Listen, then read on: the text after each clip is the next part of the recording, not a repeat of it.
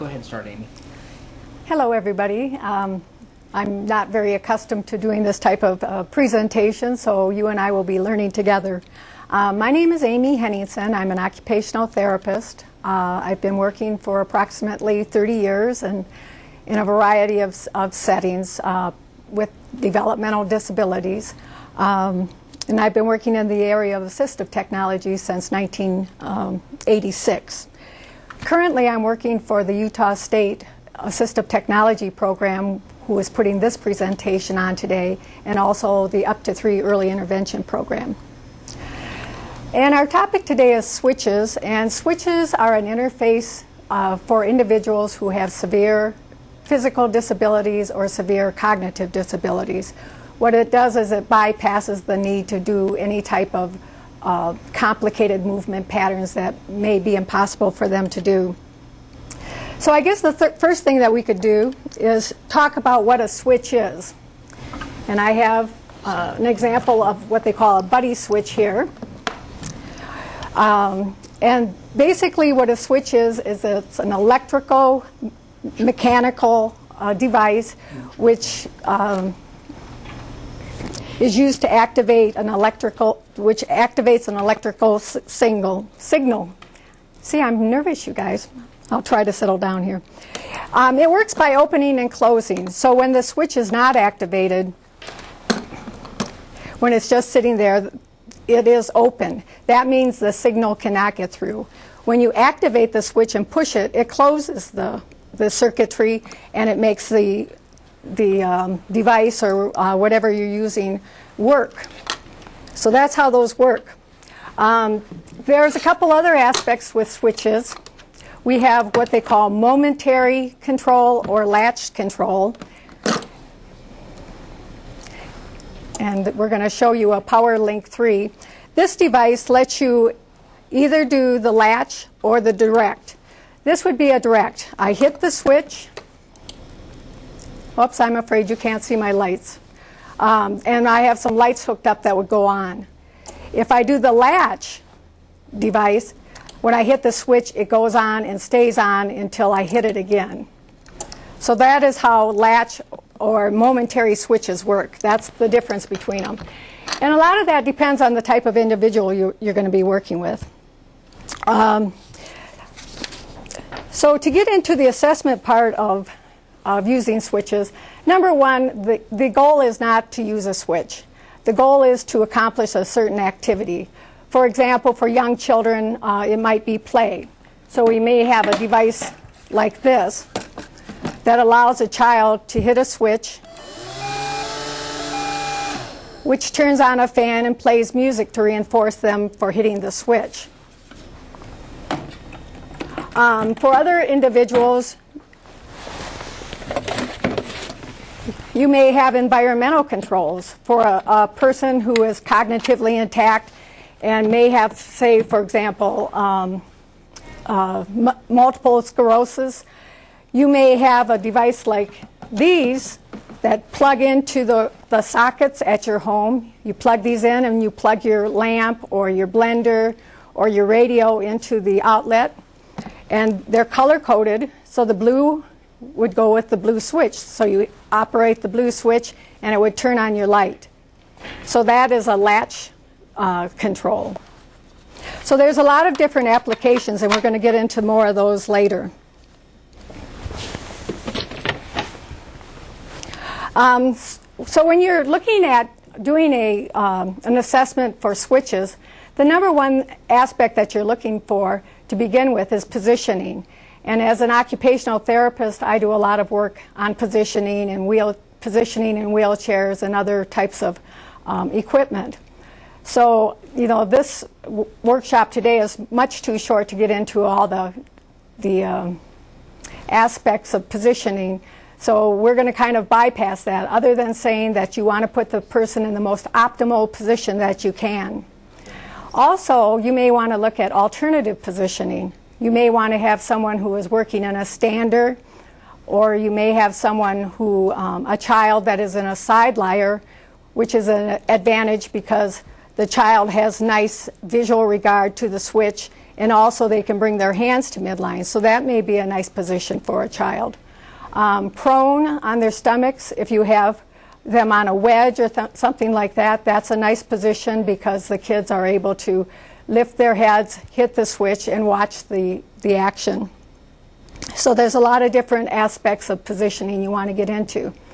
Oftentimes, when you're assessing a person, if you don't have them in the most optimal position, they may not be able to operate the switch at all because of a muscle tone or because of visual regard. Some of those aspects may completely limit the person in accessing a switch. So you really need to have someone who is familiar with the child. And if you don't have a therapist available, I would ask the caregiver, whether it's a parent or the nursing home or whoever it is that's working with the individual, to go ahead and tell you what their most optimal position are. Generally, those people will be able to help you with that.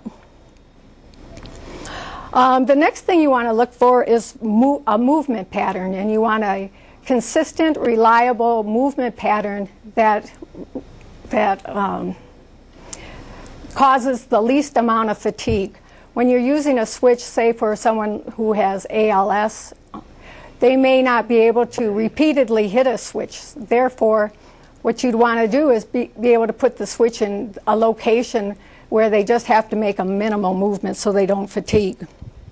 You want to look at their joint range of motion. If you're looking at using a hand switch, if their hand only goes out this far and you put the switch beyond that, they're not going to be able to access it. So you want to be able to look at what their active range of motion is. Once again, to limit fatigue, you may want to just have it within a small range of motion. So you want to look at each one of the joints. One of the things that you talk about when you're looking at sight control is the fact that you want to look at the head position. That may be a sight for a switch.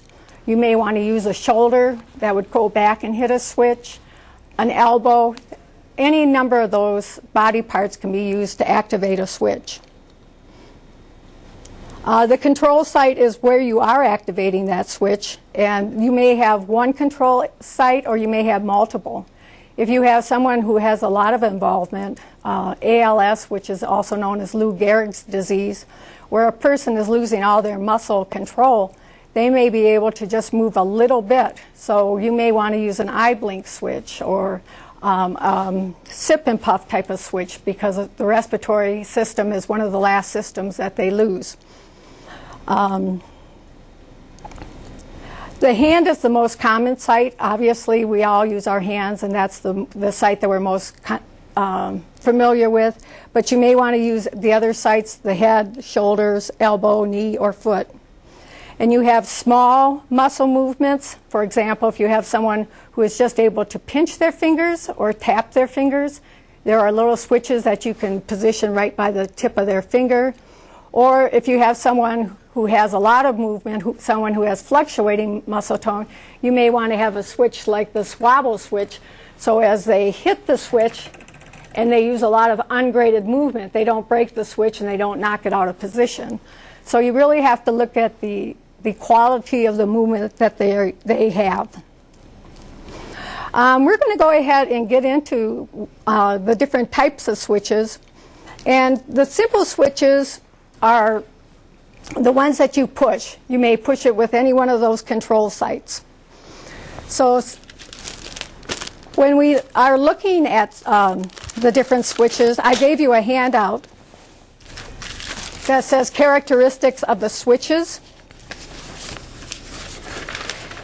And what that allows you to do is you want to just not say this individual is unable to access a keyboard, they're unable to use IntelliKeys. You want to discuss the fact that they may need to use a switch to interface with the activity that they're doing. But you want to be able to look at the movements that they have and the abilities that they have. For example, this is a membrane switch, and this is one of the simple switches where you would just push the switch. This particular switch does not give you any feedback.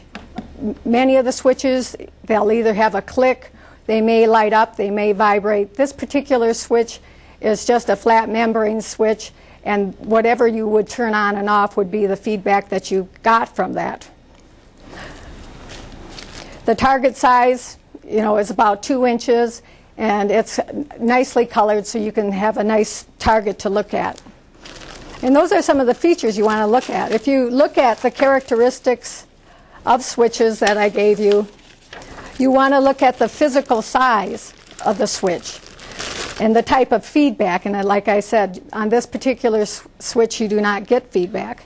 You want to determine what type of material they're made out of, depending on whether the person has, for example, some of the blood pressure medications may cause individual to bleed easily. So for that person, you're not going to want to have anything with any sharp edges. Another thing that you're looking at for a switch like this when you're looking at positioning is you don't want the switch to be moving around. There's a number of different materials that you can use to help you stabilize a switch on a tabletop. This material is called Dicem, and it's a non-skid material, and it prevents movement of whatever you put on top of it. We use it a lot for all kinds of activities under trays at lunches and under plates on the lunch tray to keep them from tipping over. It's a non-skid material. It's available through usually the medical catalogs such as Fred Salmon's. We also tend to use drawer liners, which also offer some non-skid material. They're not quite as effective as the Dicem, but they're much less costly. Another thing that we'll find ourselves doing, I just found this piece of cardboard as I was walking into the presentation today, and I was thinking, depending on the switch size you had, it may be something that you wanted to Velcro a switch to, and then be able to, I guess we're here, and to use a C-clamp to stabilize it on a tabletop. It's real important that the switch stay in one location so they're successful at what they're doing. That's one of the reasons I like to use some of the commercially available switches, even though I've made switches, is because oftentimes they are very consistent in their use. This is what they call a buddy switch, and these come in a number of different colors. They come with designs on them and faces, and the kids really like them a lot. You can assign different colors for different activities. You can use some of the board maker programs to put your little symbols on there. For example, this one might be for the music box. So when they hit the switch, the music box goes on. So you'd have a symbol for music on that.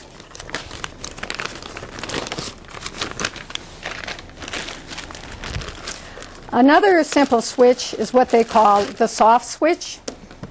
And this is also a pressure switch. And as you can see, some of the characteristics of this one is it's got a nice fuzzy surface on it, which is very nice to feel. It's got a relatively nice size target for it. There's a little bit of an auditory click, but nothing significant. I think, I don't know if you noticed with the pink switch that there is a sound to that. So that gives the individual some feedback, whereas this one just has very little feedback. This takes quite a bit of strength, and that's one of the aspects that you want to look at too. How much strength is it going to take to activate the switch? If you have someone who has normal strength, then that's not an issue. But if you have someone with decreased strength, that can be a very large issue. There's also some of these little micro switches that are activated with just very, very light pressure.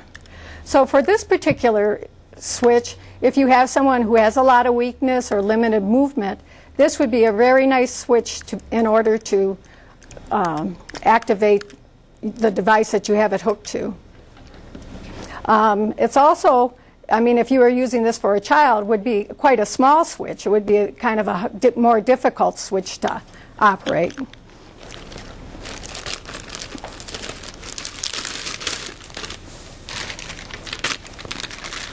One of the things that I listed on the different types of switches is I gave you the resources where you can get some of the switches.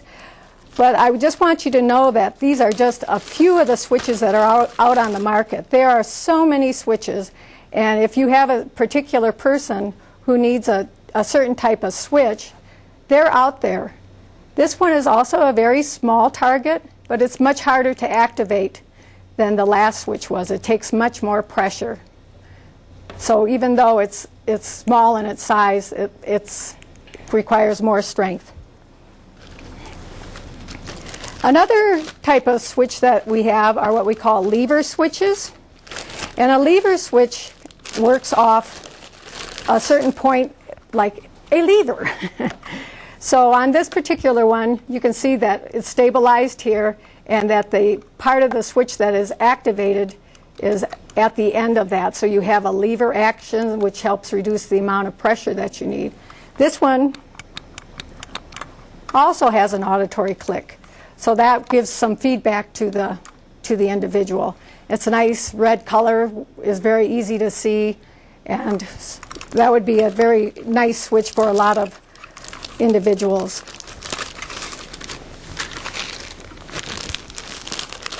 Another specialty switch is this grip switch.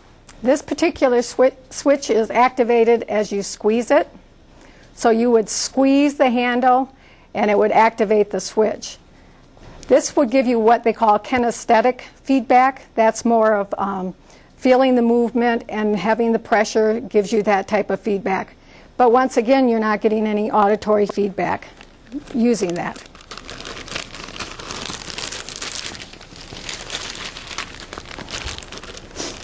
A lot of the switches that I'm showing you right now are Tash switches. We purchased one of their assessment kits that has a number of different switches in it. So it really gives you a wide variety of switches. This is what they call a Pita Switch, and this is kind of more of a directional switch.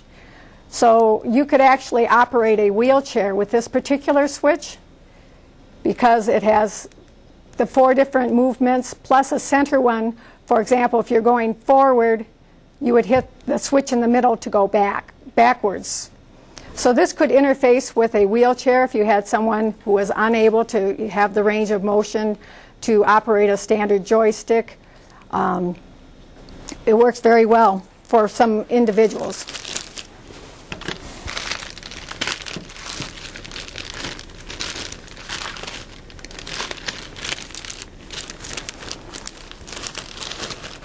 And I'll lose the where I am here. This is a cup switch. This one, once again, is just activated by pressure. And this one gives you that auditory click.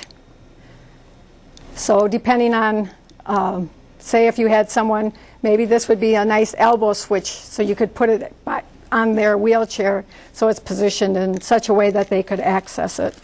So there's all types of different switches, and you want to be able to make your decision on switches based on the needs that you find the individual has. What their range of motion is, what their strength is, what their endurance will help dictate the type of switch you use. There are also a number of specialty switches. This is what they call a scatter switch, and it uses an infrared ray, and you can use it with any type of movement. So if you have someone who can blink their eye, you can set it up so it will read the eye blink. You could use it to use a shoulder movement. It will read a shoulder movement. So this is a very nice switch. It's very much more higher tech, much more expensive, and there's a number of adjustments that can be made to it on it so it can be used from certain distances or close up or far away. Some of the other specialty switches would be like a sip and puff switch. Those are all listed on the types of switches. There's a wafer switch, which is like the Pita Switch, that has 4 different locations and also a 5th location. So once again, you can actually drive a wheelchair with it. There are tongue switches that just operate like a lever switch. And there's also what they call a tongue switch that has a surface on top of the palate, and you can activate computers or wheelchairs by movements of your tongue hitting switches inside the mouth. So there's just about any type of switch that you're looking for. And as I say, if you get on the websites, just look up adapted switches and you'll find a lot of different types of switches. One of the most difficult things with using switches is actually mounting the switch. And there's a number of different ways that you can mount switches. This is actually an adapted cup holder. This came from the One Step Ahead catalog, but it's really nice. It's very kid-friendly. It moves around so you can position it wherever you want, and you would just hook your switch to it and be able to put it to and from the reach of the child. This is a Wobble Switch, and it comes on a gooseneck, which also allows you to position it where you want. You know, the difficult part with some of these is generally they will move. So if you have someone who has a large range of motion or a lot of strength, they may bat this out of the way. And if that's the case, you can look at a mounting system more like this one. This is the slim Armstrong mounting system. And this actually comes with a kit. And inside the kit is all kinds of wonderful, wonderful modifications that you can use to adapt the switch in whichever way you want to use it. These come on, it has a ball in a socket, so it lets you position this wherever you want. You can tighten it up by turning the knob. You can make it longer or shorter. This one has a little knob at the top so you can twist it around and once again position it where you want and then stabilize it. So if you have someone who's moving their switch around a lot, these types of mounting systems are much more effective. And I put on your handout a list of a number of different places where you can get switch mounts. There's an adapted switch laboratory out of Texas. They have all kinds of switches, all kinds of mounting systems. If you get on their website, which is listed on your paper, you can actually become certified in the use of switches. Also, you can make switches. Linda Burkhart, whose website I also gave you, has several books out that show you how to make switches. And they're really relatively simple. Most of these switches that we've gone through, the basic pressure switches, the lever switches, they can run anywhere from $50 to $150, and the scatter switches and the sip and puff switches are far more than that. So that's a large sum of money to put out of your budget. So a lot of times we'll make switches, and we make it out of speaker wire. And we get these little attachments from Radio Shack, the plugs. And if my fingers were working better, which they're not, this black casing unscrews, and you slide it off, and you solder the two wires to the two different projections that are within the casing. You know, they're very inexpensive to make. This one was just made with a Nerf ball, so this is a Nerf ball switch. So it costs very little to make that switch. However, you have to be pretty good with a soldering iron to have it work consistently. This particular switch takes a firm amount of pressure, and once again, it's kind of nice because it's raised, it's kid-friendly, and that's how it operates the toy. If you have a child, some kids will go to hit the switch and they are unable to hold it on, so they're not getting very much feedback from that. You can use what they call a switch latch timer, similar to the one that we saw on the Power Link. And how this one operates is you plug the end of the latch timer into the device you want to turn on, and then the switch into the box. And this will tell you you have a latch mechanism which will turn it on and leave it on.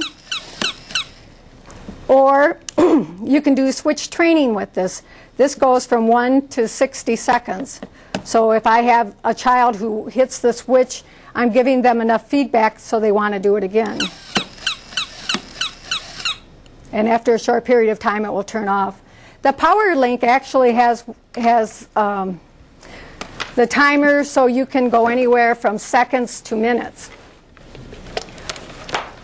One of the nice parts of the power link is that you can use AC power with it. So if you have a fan or if a blender, some of the applications, you know, kids making their lunch by turning on the blender, or participating in making popcorn by turning on the popcorn maker. There's a lot of different things that you can use to plug into this. Some of the, I'm trying to think, AbleNet has some really nice books that tell you how to apply these type of devices in a classroom. Another type of switch, which could be used as an augmentative communication system, is this little photo album or a photo picture book. And they have a little plug where you can talk into the device, and we use usually like a felt pad to push this button to give a response. You would generally have a symbol on here. For example, this one says, "Let's go to McDonald's." So generally what you would do is have a picture of McDonald's on there. Let's go to McDonald's. So that's a really nice, basic, simple system that you can use with a switch. These, you know, for example, with a young child, you may want to have "Mom, come here." That's one of the things that a severely involved child is unable to do. Another device that you can use with the same type of child is to use one of these touch lights. And these also work as call buttons. So you can get some of these that aren't quite as fancy as this one. This one turns different colors. But you can just get the touch lights for the closets out of the dollar stores, and when the child hits it, it lights up, and you can use it to call someone. Another real simple switch that I like is one from Radio Shack. Like I say, a lot of these switches, and in fact this same switch that you can get for $35 out of the catalog costs $5 at Radio Shack. And it's called a foot tread switch. And I use this a lot with kids because they can turn on music with it. You get this, the foot tread switch, which will plug into the remote of your tape recorder and turn off the music. So as you hit the switch, it turns it on. When you purchase this switch, it is really difficult to activate it. It has this small silver pin in it that I will use something like an awl, and you can push these out. There you can see part of it come out. I didn't bring a pair of pliers. Usually playing with switches you need a lot of different equipment. But if I had a pair of pliers, I could pull this pin out, and inside of here there is a spring. And once you take the spring out, it makes a switch that is very, very easy to activate. This is fun for things like musical chairs, you know, where the kid can hold the switch down and the music plays, and when it stops, everybody runs for a chair. It's very reinforcing for them. So that's a really simple, inexpensive way to have a switch.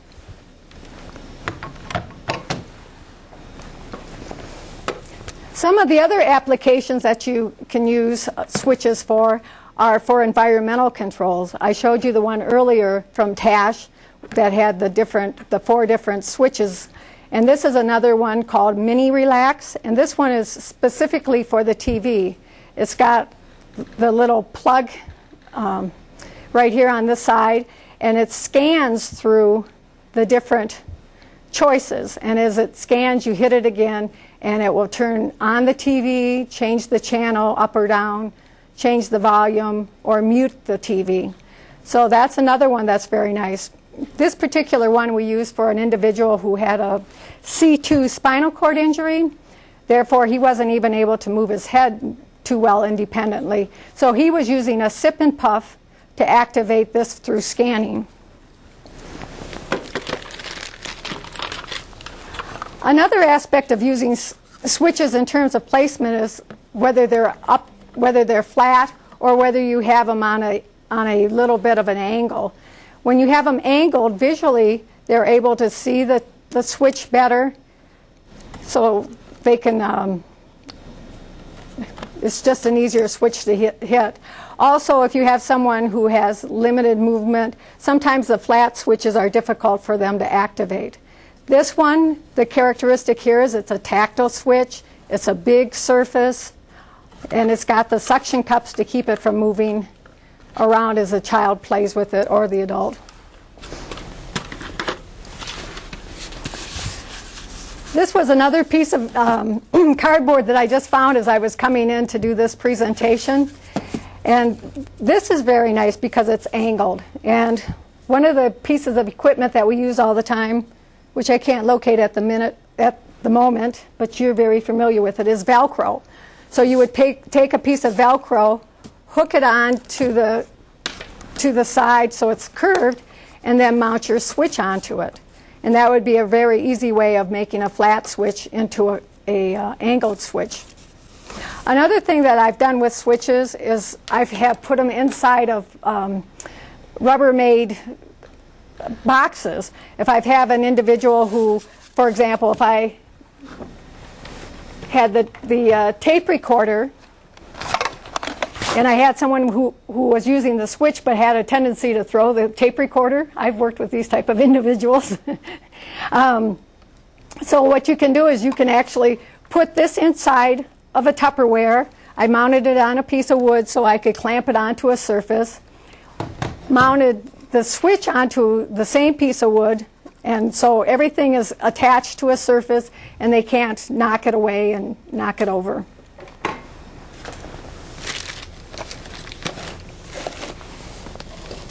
Let's see.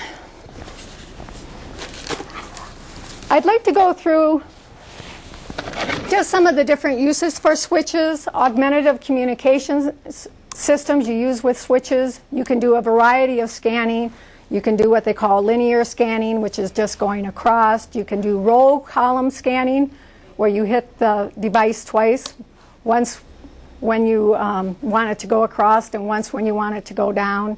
There's inverted scanning if you have someone who has difficulty with movement patterns. Sometimes being able to initiate and stop a movement is hard, so you may want to use inverted scanning, where they put their hand on the switch and it keeps scanning until you take your hand off the switch. My dog's still hooked up to that one. Another application for switches is with the computer. And this is what you call an assistive mouse adapter. And what this allows you to do is it allows you to use switches with your mouse. And they have different delay buttons, one for the single hit and one for a double click. So these are very nice. Jim West, who is part of the UAC team in Davis County, has done a lot with adapting different types of switches and mouse interfaces. He has some very nice CD training CDs that he has done that you could contact him through the UAC teams and request some of those. He also will, I don't know if he's doing it anymore, but he has in the past come out and done trainings.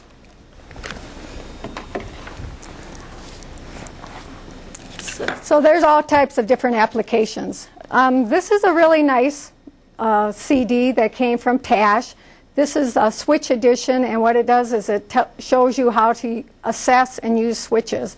It goes through the process of the evaluation, going through the physical evaluation, the site location, the different types of switches, how much pressure they require.